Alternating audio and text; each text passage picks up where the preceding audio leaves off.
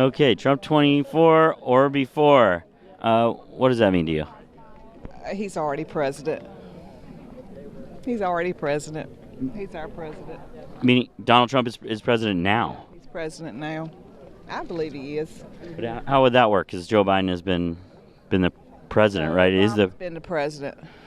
Obama said that he would like to run a third term if he could sit in his basement and call the shots, and that's exactly what he's doing.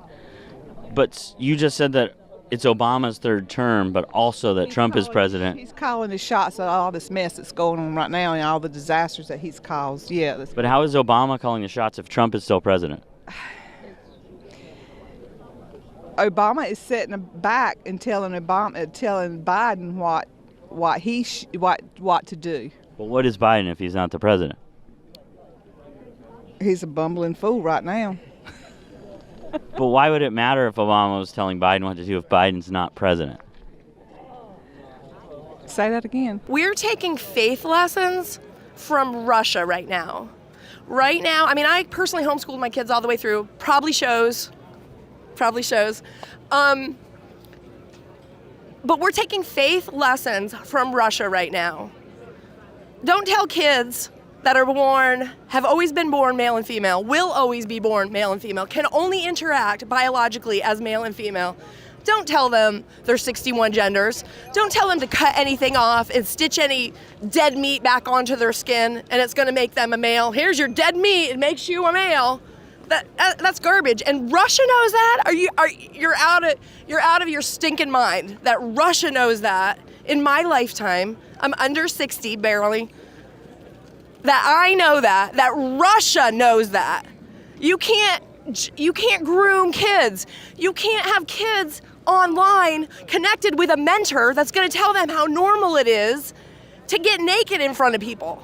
We have groomers in the schools. I mean, there's case after case after criminal case. I'm not making this up. Every day, there's some kind of Sisters of Perpetual Indulgence arrested for kiddie porn. Every day. Why are they doing lap dances? Dressed as women, making fun of women, demeaning women, pretending to be women. And why am I on the way to being legally required to call that sick freak ma'am? I'll never do it. I'm happy to eat your stinking prison food because I'm never going to call a dude in a dress ma'am. And our kids shouldn't be taught that crap. I was talking about the presidential election. I'm just trying to get the answer on that. But where do you see that mandate coming from? Where's that that mandate is coming from Satan, right? I mean, I don't know. Do you have any spiritual? It doesn't matter really if you do, right? Doesn't matter. I'm just a guy with a mic right now. That mandate's coming from Satan. Satan is the author of confusions. Here are 10 key ideas that will power our movement for great schools. First, we will respect the right of parents to control the education of their children. Second, we will empower parents and local school board to hire and reward great principals and teachers, and also to fire the poor ones, the one whose performance is unsatisfactory. They will be fired. Like on The Apprentice, you're fired. Third, we will ensure our classrooms are focused not on political indoctrination, but on teaching the knowledge and skills needed to succeed. Reading, writing, math, science, arithmetic, and other truly useful subjects. Virtually 100% of the net job creation in the last year has gone to migrants. You know that? Most of the job creation has gone to migrants. In fact, I've heard that substantially more than beyond the number of 100%. It's a much higher number than that, but the government hasn't caught up with that yet. Now, anybody who knows me and follows me knows that I've never, ever been one to shy away from saying that Republicans are incredibly unintelligent. And if they are intelligent, they're very misinformed. And if not that, then they just make dumb decisions on purpose. I was in the school drop-off this morning, and I was standing next to this lady. And on my bag, I have things that, would clearly indicate that I voted differently than the majority of the country did. And she's just looking at me, and I'm thinking to myself, oh, here we go. But she looks at me, and I can tell she wants to say something, and I'm trying to brace myself for whatever it is she's gonna say, and I'm like trying to distract myself, talking to my kids, whatever. And she goes, I didn't know that Donald Trump wanted to take away the Affordable Care Act. I thought he was just going to get rid of Obamacare, and I was all for that. And I paused because I wasn't sure if she was joking or not. And then I say, those are the same thing. They're one and the same. And she goes, well, I didn't know that. And now I don't know if I'm going to have insurance for my kids or for myself. So why are these economists so opposed to Trump's plan?